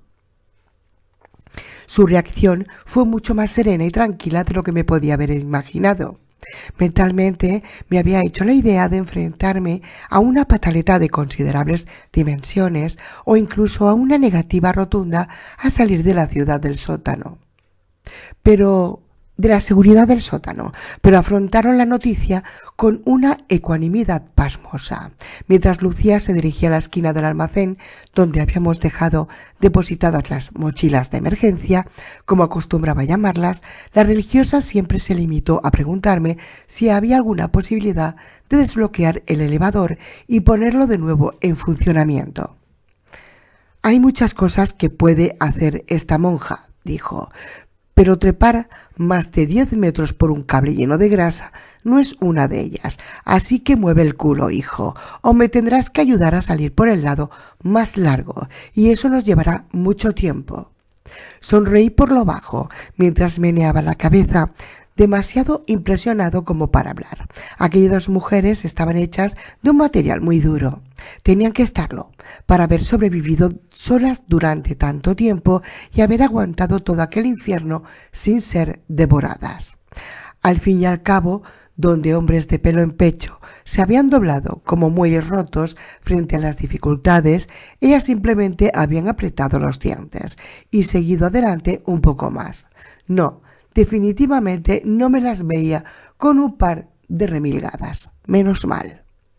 Lucía volvía de la esquina del almacén en esos momentos, medio sepultada por un par de enormes mochilas del ejército, y trayendo otra más a rastras. Dentro de aquellas bolsas habíamos metido todo lo que consideramos que sería imprescindible cuando estuviésemos fuera de aquí. Docenas de paquetes de comida liofilizada de los militares, un enorme surtido botiquín con el que estoy convencido de que se podía abastecer a un regimiento, munición, bengalas y mi radio de onda corta, sin pilas desde que algún marinero del Zarenkibis registró mis pertenencias y consideró que las baterías les hacían falta para cualquier otra cosa, litros de agua y solo Dios sabe qué docenas de cosas más. Cargué la mochila que me parecía más pesada en mi espalda, mientras que ayudaba a Lucía a colocar bien la suya. Pese a las protestas indignadas de Sor Cecilia, no le permití cargar con el tercer macuto y lo arrastramos entre Lucía y yo, junto con la caja donde iba Lúculo. Las cosas no iban tan mal como para que una mujer de más de 60 años tuviese que acarrear una mochila que pesaba al menos lo mismo que ella. Antes de entrar en el elevador, dirigí una última mirada a aquel sótano, con una punzada de nostalgia. Durante casi 2 meses había llevado allí una vida casi normal. Posiblemente aquel fuese el único sitio seguro, con luz, agua, comida y confort en muchísimos kilómetros a la redonda. Y no solo nos veíamos obligados a abandonarlo, sino que además sería pasto de las llamas en pocos minutos y no había nada que pudiésemos hacer para impedirlo. La simple idea de que un lugar tan maravilloso como aquel fuese a desaparecer me encogía el corazón de pena. Sonreí amargamente, consciente de la peculiar ironía en que encerraba aquel último pensamiento. Un sótano oscuro, cerrado y lleno de olores de comida y de humedad producto de la condensación, había llegado a parecerme un lugar maravilloso. Hay que joderse. 1 de noviembre de 2006, 00:31 horas. Entrada 114. Metiéndome en el bolsillo un rosario de hueso que la monja se había dejado olvidado sobre una mesa, me dirigí con paso lento hacia el ascensor, donde las dos mujeres ya me esperaban. Dejé todas las luces encendidas a mi paso, sin preocuparme de apagarlas. ¿Qué más daba? El Titanic también se había ido a pique con todas las luces encendidas y la música sonando en cubierta. Tras echar un vistazo me di cuenta de que el elevador era sorprendentemente fácil de desbloquear. Simplemente había que retirar un enorme cucharón que algún tipo ingenioso había incrustado en el hueco que permitía el cierre del elevador. En cuanto lo hice, la puerta se cerró con un latigazo metálico ensordecedor y casi al mismo tiempo la cabina comenzó a ascender lentamente en medio de sacudidas nada tranquilizadoras. El ascenso fue lento y tenso. El olor acre del humo era cada vez más intenso y se filtraba por las rejillas de ventilación, secándonos las gargantas. No podía evitar que en mi mente se filtrase la imagen recurrente de docenas de esos seres esperando pacientemente delante de la puerta superior del elevador, aguardando a que el menú subiese hasta ellos. Me imaginaba como docenas de brazos y bocas ansiosas se estiraban hacia el interior del ascensor para despedazarnos y devorarnos. Cerré los ojos, angustiado, mientras mi respiración se aceleraba con la tensión. No podría hacer nada, no. Una mano se apoyó en mi brazo, abrí los ojos y pude ver la expresión tranquila de Lucía contemplándome, mientras me daba un afectuoso apretón en el brazo. Acercó su boca hasta mi oído y me susurró un cálido «Tranquilo, todo va a ir bien». De paso aprovechó para darme un pequeño mordisquito juguetón en el lóbulo de la oreja, no muy inocente, que casi me hizo tocar el techo del ascensor. «Condenada cría». El elevador se detuvo finalmente con una sacudida más fuerte que las demás. La puerta, un tanto atascada por tanto tiempo sin uso, se resistía a abrirse y tuvimos que empujarla un poco para poder salir. Una vez fuera nos detuvimos, abrumados por el espectáculo. Los jirones de humo espeso envolvían ya toda el área del aparcamiento, reduciendo la visibilidad a poco más de 200 metros. Todo estaba teñido de un rojo color malsano, como una estampa salida del infierno. El frente de llamas había avanzado visiblemente por las colinas y una vez había superado las cimas de estas, continuaba corriendo ladera abajo, devorando todo lo que encontraba a su paso. Un enorme grupo de eucaliptos fue alcanzado por las llamas y por efecto del intenso calor explotaron como un racimo de fósforos arrojados a una chimenea. Miles de pavesas incandescentes revoloteaban por todas partes, arrastradas por el fuerte viento que generaba el propio incendio. Algunas de esas pavesas caían sobre las zonas secas altamente combustibles, iniciando a su vez nuevos incendios que no hacían más que alimentar al monstruo. La situación era mucho más caótica de lo que habíamos previsto. El fuerte viento había provocado que el incendio avanzase mucho más deprisa de lo inesperado. En menos de 15 minutos estaría lamiendo las paredes del hospital. Con los ojos lagrimeando a causa del humo, nos acercamos hasta el GL, que pese a tener todas las luces encendidas, resultaba casi invisible en medio de aquella tormenta de ceniza y de fuego. Un inquieto Prit nos esperaba justo al lado del todoterreno, haciéndonos señas para que nos apresuráramos, con un ojo puesto en nosotros y el otro vigilando todo el entorno. Me fijé que tenía el seguro de su arma destrabado, algo que ni se me había pasado a mí por la cabeza. En fin, es un ex militar, al fin y al cabo, y supongo que esas cosas quedan grabadas a fuego en el subconsciente. Mientras estibaba los bultos en el maletero, aproveché para deslizarme en el asiento del conductor. En aquella ocasión preferiría llevar yo el vehículo. Ya había tenido suficiente experiencia de conducción ucraniana por aquel año y lo último que deseaba era tener un accidente. Cuando por fin estuvieron todos a bordo, arranqué en medio de una nube de gravilla disparada hacia todas partes. La estampa de la zona era dantesca. Una enorme nube rojiza envolvía todo lo que se abarcaba con la vista, que no era mucho, apenas unos 40 o 50 metros por delante de los faros, mientras el rugido de las llamas ya era perfectamente audible, puntuado con las explosiones y chasquidos secos de la madera al arder.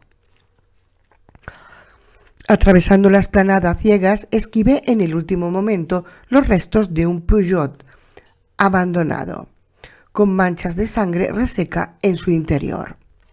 Por fin encontré la carretera de salida, enmarcada entre dos monstruosas piezas de hormigón, a las que se accedía tras atravesar un tramo de 50 metros de calzada vallada con alambradas, con un tumbo que arrancó gritos de protesta de todos los ocupantes. Pasamos por encima de un enorme bulto apolillado que había en mitad de la vía y que no pude evitar. Algún cadáver en putrefacción, supuse. No nos habíamos alejado más que 1 kilómetro o 2 del hospital cuando una enorme explosión retumbó con fuerza en la atmósfera, haciendo vibrar nuestro vehículo. Las llamas ya debían haber alcanzado los depósitos de oxígeno líquido del hospital, situados a una cierta distancia del mismo. La violencia de semejante explosión se debía haber llevado media fachada por delante. A partir de ese instante y durante los siguientes 15 minutos, una serie ininterrumpida de explosiones nos fue acompañando durante todo el camino, a medida que las llamas iban devorando los vehículos abandonados del parking, cada vez más cerca del hospital. Finalmente, una fabulosa explosión, considerablemente más potente que el resto, llegó hasta nosotros, sobresaltándonos los depósitos de combustible de los generadores o de la calefacción, por supuesto. Entonces las llamas tenían que estar ya en el propio edificio. Un refugio menos, y de nuevo en el camino, pero con 2 personas más. Cristo bendito. ¡Qué cosas! 5 de noviembre de 2006, 16:34. Entrada 115. Hicimos el resto del trayecto en silencio. Supongo que tanto Lucía como Sor Cecilia se preguntaban a dónde diablos íbamos, pero si era así, se abstuvieron de decirnos nada. Puede que simplemente pensase que nos limitábamos a correr en dirección opuesta al fuego y que ya decidiríamos nuestro destino una vez que estuviésemos a salvo. Nada más lejos de la realidad. Prit y yo no nos habíamos olvidado de la pequeña pieza metálica que, envuelta en un paquete cubierto de inscripciones en cirílico, reposaba en un gran bolsillo de la mochila del ucraniano. Aquella pieza era lo único que nos garantizaba que el helicóptero aún seguía en su sitio, esperando por nosotros. El helicóptero, la solución temporal a nuestros problemas. Prit y yo lo habíamos comentado en más de una ocasión a lo largo de aquellos 2 fantásticos meses. A menos de 12 kilómetros en línea recta del Meixoxeiro estaba el helipuerto contra incendios donde el helicóptero de Pritchenko tenía su base. Sobre un plano de carreteras habíamos trazado la mejor ruta posible hasta el mismo, combinando además los recuerdos que el ucraniano y yo teníamos de la zona. Era perfectamente factible llegar hasta allí por vías secundarias y cortafuegos abandonados que no aparecían en el mapa, donde la posibilidad de tener malos encuentros era ya muy baja, sobre todo porque discurría por zonas despobladas.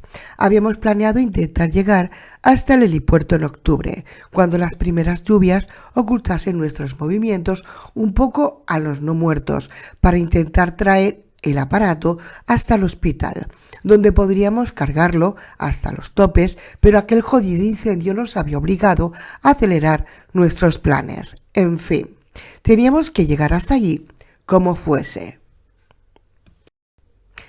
En principio no parecía muy complicado, sobre todo porque el incendio no avanzaba en aquella dirección, pero en cualquier instante un súbito cambio en la dirección del viento podría transformar el escenario.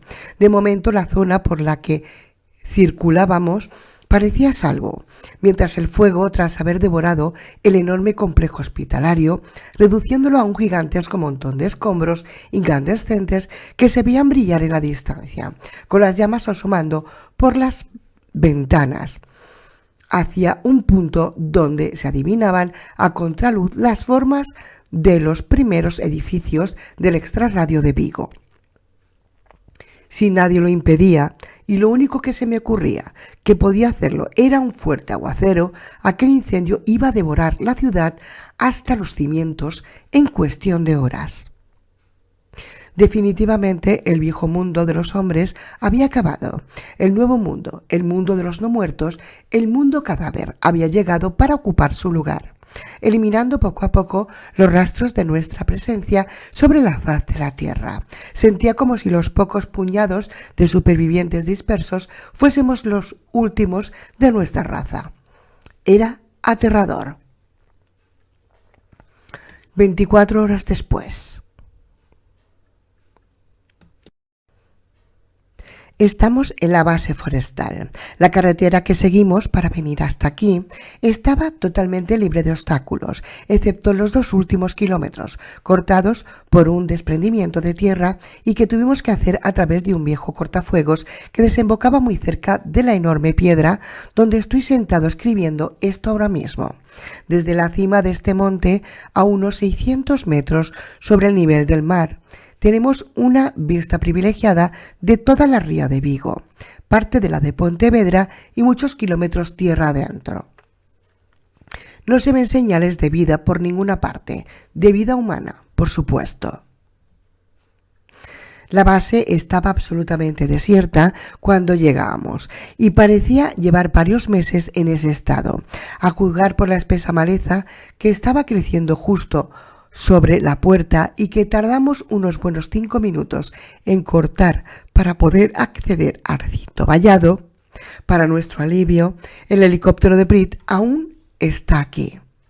Es un enorme PZI W Sokol de color blanco y rojo, de morro alargado, con las aspas pintadas en negro y blanco y que reposa sobre sus enormes ruedas con todas las puertas abiertas. Sobre la cabina lleva adosada una enorme jiba en la cual, según me ha explicado Prit, van instaladas las 2 monstruosas turbinas que impulsan el aparato.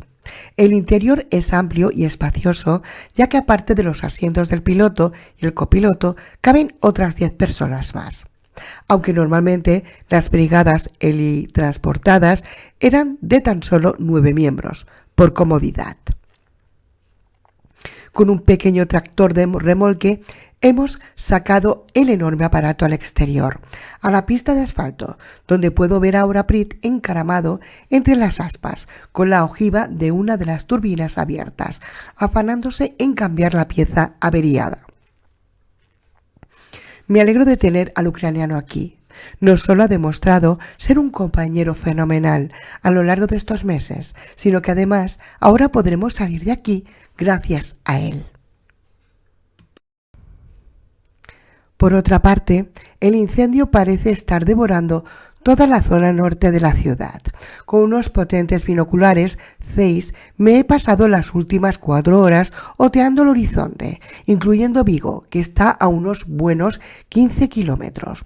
Una espesa columna de humo negro se impide contemplarla con detalle, pero ahora las explosiones se suceden con frecuencia, a medida que el fuego va devorando vehículos, estaciones de servicio, conducciones de gas y todas las miles de cosas altamente inflamables que se pueden encontrar dentro de una urbe de ese tipo.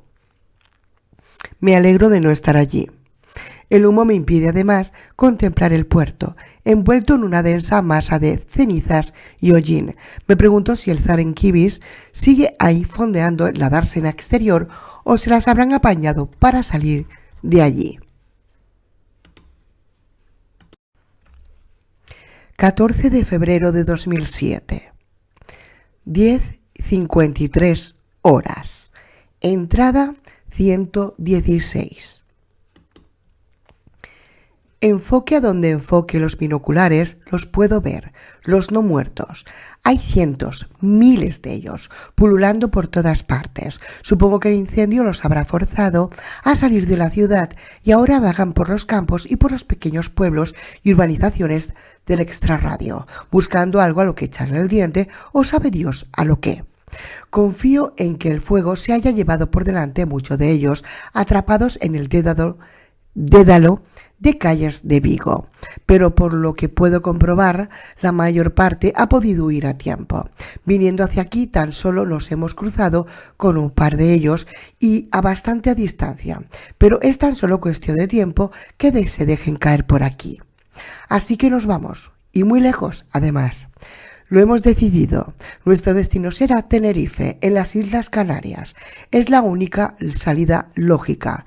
En cualquier sitio del continente europeo donde nos quedemos tendremos los mismos problemas y las mismas dificultades que aquí. Hoy por hoy no hay sitio para el ser humano en esta parte del mundo. Estamos hastiados de todo esto. Yo estoy cansado de vivir como un animal acorralado. Necesitamos un sitio donde haya paz, comida, electricidad y lo más importante, gente. El ser humano es un ser sociable por naturaleza. Necesita de la presencia de otros humanos para poder existir. Necesitamos ver caras nuevas, gente nueva, ideas nuevas o nos volveremos locos.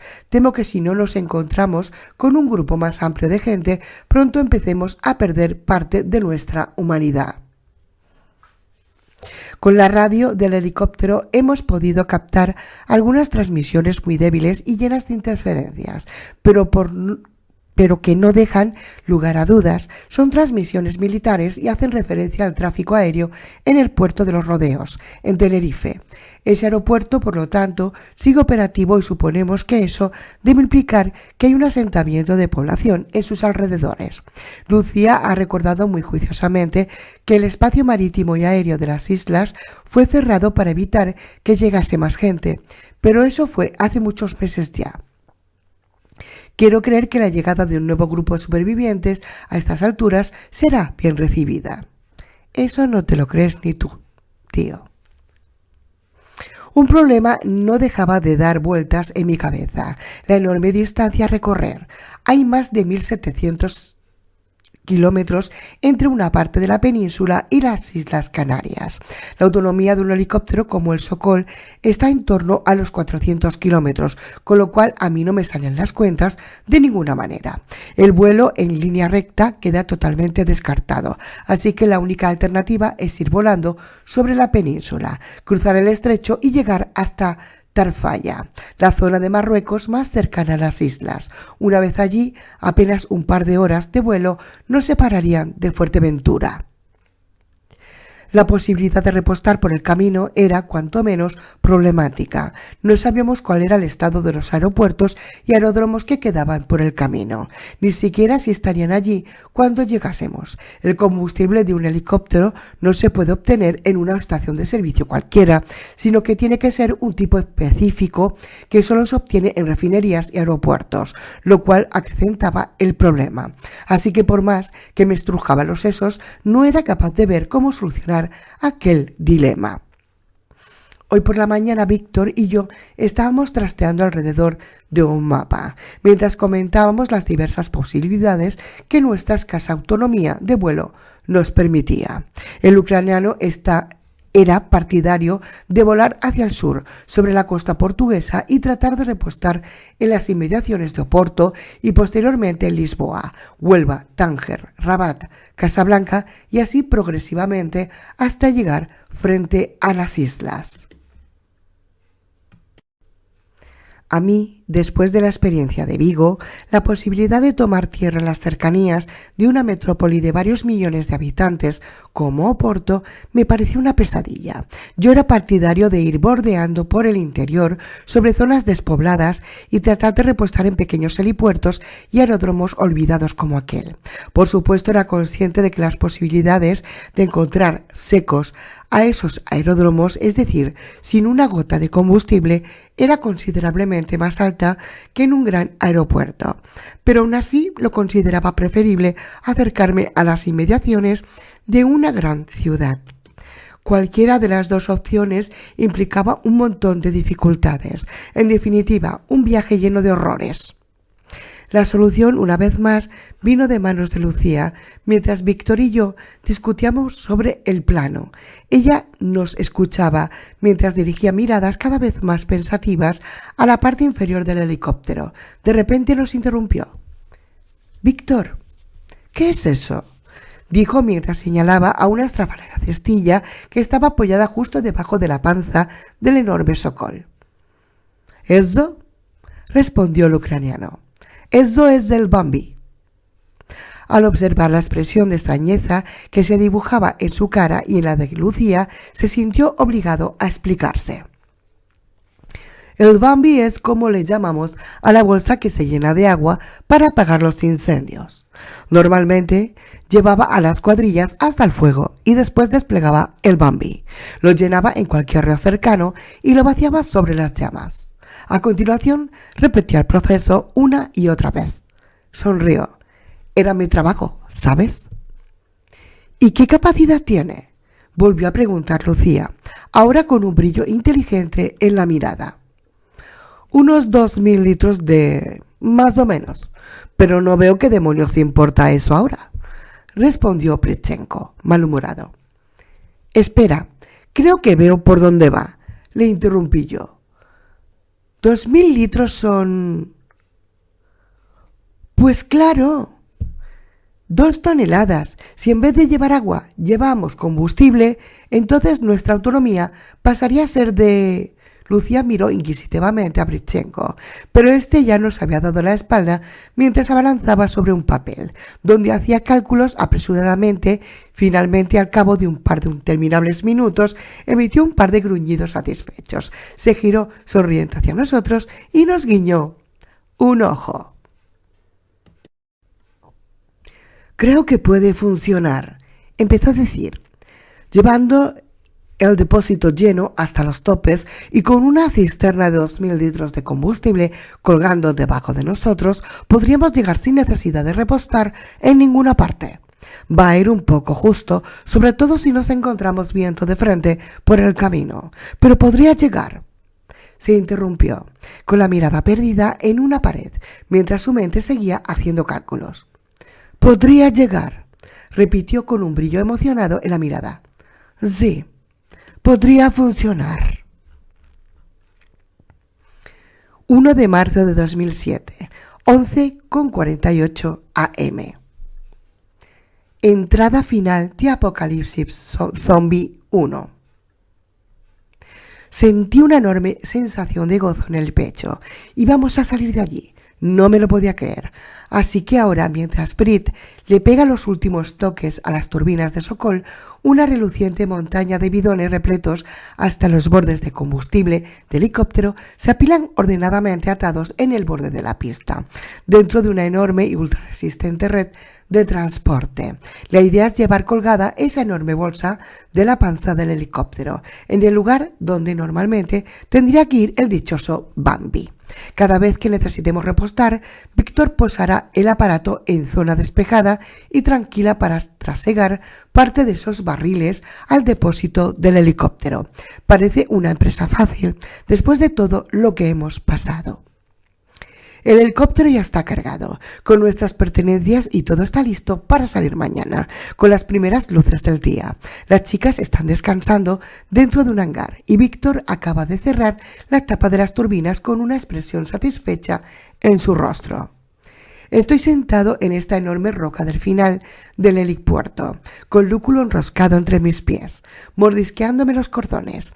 El sol se está poniendo sobre la ría, lanzando destellos dorados sobre el agua. Siento una sensación rara en el estómago.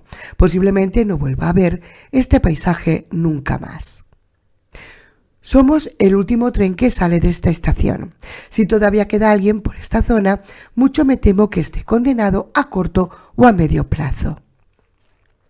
De todas formas, aunque es una posibilidad remota, puede que alguien venga por aquí, en algún momento, en el futuro.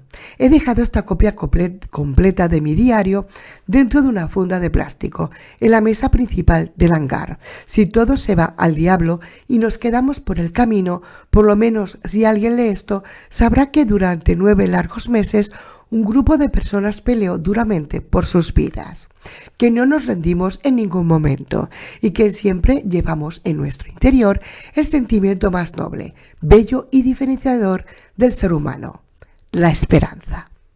En fin, me voy a dormir un rato. Mañana pasen un día de locos. Fin del libro.